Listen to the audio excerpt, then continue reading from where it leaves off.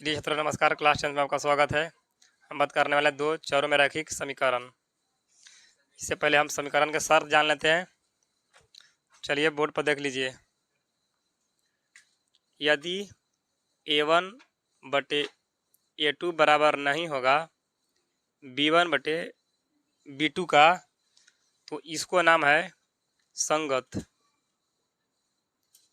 और इसको नाम है अद्वितीय हल।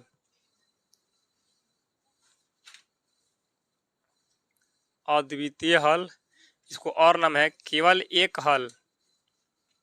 केवल एक हल,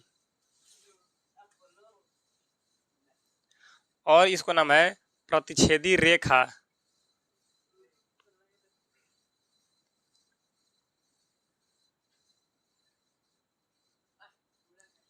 एक और नाम है अविरोधी।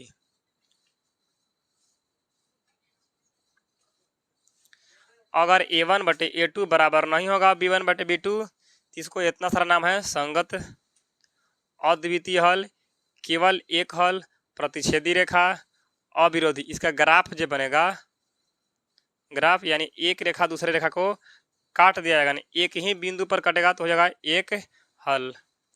पहला शर्त हुआ। दूसरा शर्त देखिए, अगर a1 बटे a2 बराबर हो गया, b1 बटे b2 बराबर हो गया, c1 बटे c2, तो इसका होता भी संगत हल। संगत, इसका अनेक हल होगा। अनेक हल यानी अनंत हल होगा। अनेक हल। और इसको नाम है आश्रित, भी नाम है आश्रित। और इसको नाम है भी समपाती। समपाती रेखा। इसका ग्राफ बनेगा, ग्राफ एक रेखा पर दूसरा रेखा यानी एकदम चढ़ के जाएगा, यानी हर एक बिंदु पर काटा, इसलिए इसका अनेक हल होगा। हर एक बिंदु पर काटा इसलिए अनेक हल, इसका एक बिंदु पर काटा इसलिए एक हल। अगर संगत भी, अगर सब बराबर हो जाएगा, a1 बटे a2, b1 बटे b2, c1 बटे c2 बराबर होगा सब, इसको नाम है संगत, भी नाम है अनेक हल होगा। आश्रित भी इसको नाम है संपाती रेखा, इसको कहते हैं, यानी एक दूसरे पर सट के गया है, ग्राफ ऐसे बनेगा। अगला हमारा साथ है तीसरा, a1 बटे a2 बराबर हो जाएगा, b1 बटे b2 बराबर नहीं होगा, c1 बटे c2, तो इसको नाम है संगत, इसको नाम है असंगत। असंगत, इसका कोई हल नहीं है, कोई हल नहीं। और इसका नाम है विरोधी, विरोधी। और इसका नाम है समानांतर रेखा। समानांतर रेखा नाम है। इसका ग्राफ जो बनेगा, ग्राफ यानी एक रेखा दूसरे रेखा समानांतर जाएगा, यानी कहीं एक दूसरे को नहीं काटेगा, इसलिए कोई हल इसमें नहीं होगा। इसमें एक जगह काट दिया तो एक हल, इसमें प्रत्येक जगह काटा इसलिए अनेक हल, इसमें एक भी जगह नहीं काटा इसलिए कोई हल नहीं होगा। इसको नाम है असंगत, कोई हल नहीं होगा। विरोधी नाम है, समानांतर नाम है, ग्राफ ऐसे बनेगा। चलते हैं प्रश्न नंबर 1 की ओर।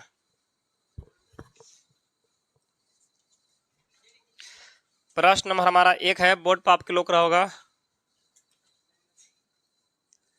प्रश्न नंबर 1 आ रहा है, 2x माइनस वाई माइनस 3 बराबर 0, और हमारा दिया गया है 12x प्लस 7y माइनस 5 बराबर 0।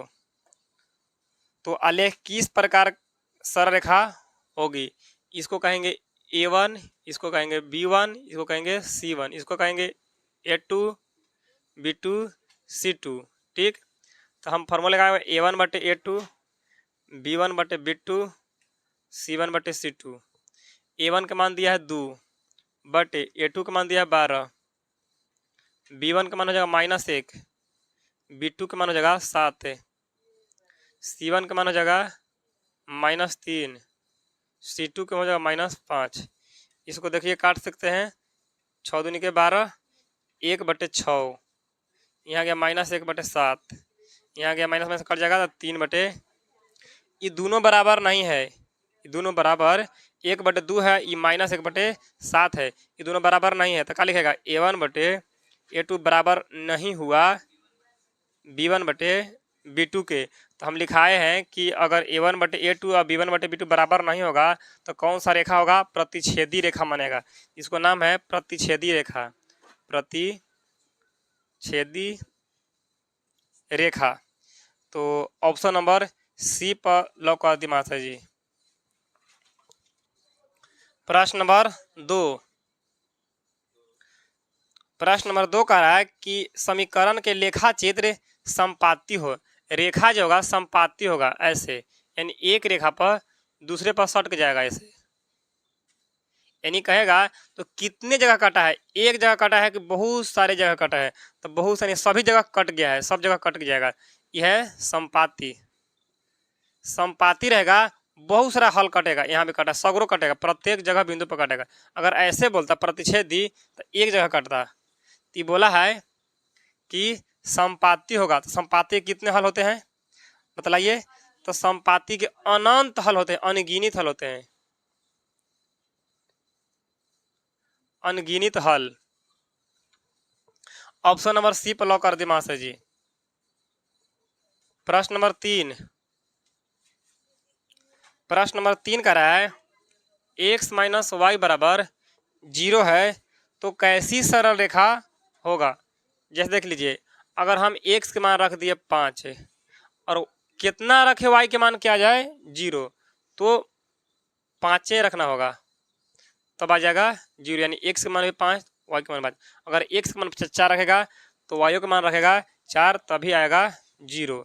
जैसे चलते हम ग्राफ की ओर, ये हमारा ग्राफ है, x अक्ष है, इसको बोलेंगे y अक्ष, इसको बोलेंगे x डैश, इसको बोलेंगे y डैश है। यहाँ होता है मूल बिंदु, मूल बिंदु का नियामक होता है 0 0, ये प्लस में दोनों जाएगा, 1 2 3 4 5 6, प्लस में 1 2 3 4 5 6, ये माइनस में दोनों जाएगा, -1 -2 -3 -4 -5 -6, माइनस में जाएगा, -1 -2 -3 -4 -5 -7 है।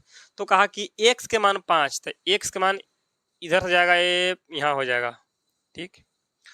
और y के मान भी मान के हम 5 ले लिए, तो यहाँ से आएगा, यहाँ से यहाँ आ जाएगा, ठीक, यहाँ आ गया, यहाँ आ गया। तो ये दोनों बिंदु जो है, मान ले कि बिंदु जो है इसे हम यहाँ से इसे लाइन इसे लेके जा रहे हैं, तो ये रेखा जैसे लेके जा रहे हैं, तो ये y अक्ष के समानांतर है कि नहीं है, तो y अक्ष के समानांतर नहीं है। अगर y के अगर हम यहाँ मान लेते हैं कि यहाँ से बिंदु इसे आ रहा है, इसे यहाँ तक आया, तो ये अक्ष के समानांतर है कि नहीं।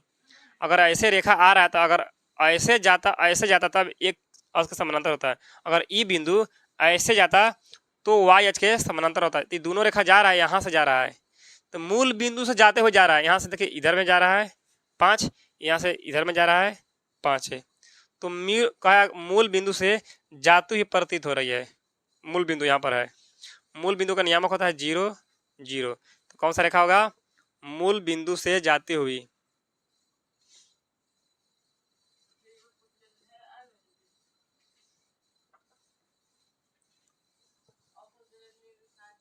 ऑप्शन नंबर सी पर लॉक कर दे जा, मूल बिंदु से जाती हुई रेखा है। प्रश्न नंबर 4,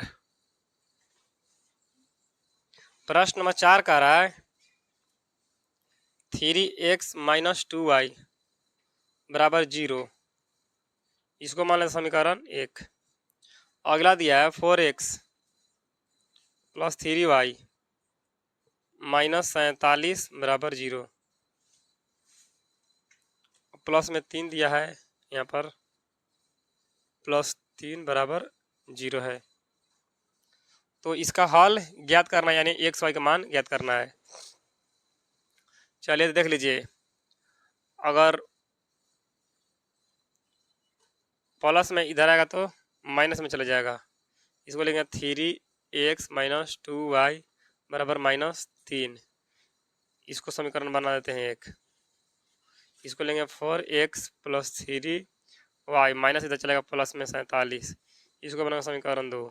समीकरण 1 और 2 को देखिए, अगर चाहे तो x के बराबर करे, चाहे तो y के बराबर करिए। अगर y के बराबर करेगा तो इसमें 3 से गुना कर देगा, 3 दूनी 6, इसमें करेगा 2 से गुना, 3 दूनी 6।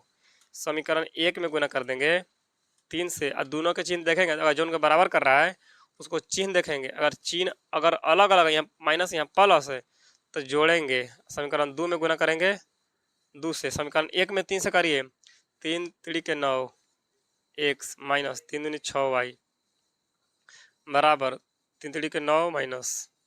समीकरण 2 में 2 से, 4 दूनी 8x प्लस 2 तिहाई 6y 47 दूनी 94। जोड़ना है तो जोड़ लीजिए, तो हो जाएगा 9 8 17 1 से 6 6 गोल घट जाएगा, 14 में से 9 गया तो 5 बचेगा 8 है, 17 पचे 85, x का मान निकल गया 5।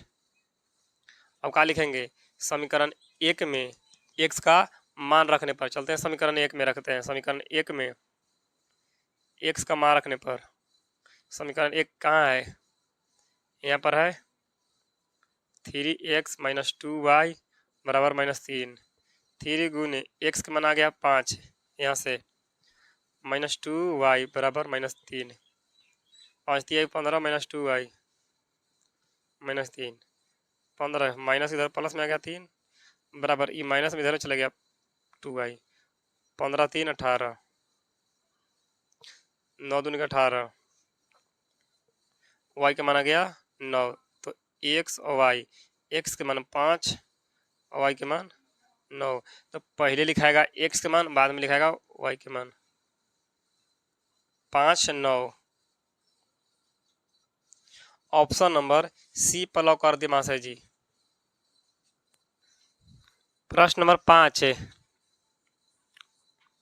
प्रश्न नंबर 5 कह रहा है कि a का मान जिसके लिए निकाय समीकरण दिया गया है, यानी ax प्लस 10y बराबर 9, और एक समीकरण दिया गया है 2x प्लस 5y बराबर 11। कह रहा है कि का कोई हल नहीं होगा, कोई हल नहीं है। चलिए, ax प्लस 10y प्लस इधर माइनस में जाएगा बराबर में 0, 2x प्लस 5y प्लस इधर माइनस में जाएगा 11 बराबर 0। इसको मानेंगे a1 बराबर a, b1 बराबर 10, c1 बराबर -9। इसको लिखेंगे a2 बराबर 2, b2 बराबर 5, c2 बराबर -11 हो जाएगा। कह रहा है कोई हल नहीं है, कोई हल नहीं। तो एक फार्मूला होता है a1 बटे a2 बराबर b1 बटे b2 बराबर नहीं होगा c1 बटे c2। a1 के मान a, a2 के मान 2 बराबर b1 के मान 10, b2 के मान 5 बराबर नहीं होगा c1 के मान -9, c2 के मान -11, माइनस में कट जाएगा। अब इसको बराबर ऐसे कर लीजिए, चाहे एकरा से एकरा कर लीजिए, चाहे तो एकरा से दोनों, चाहे तो एकरा से दोनों।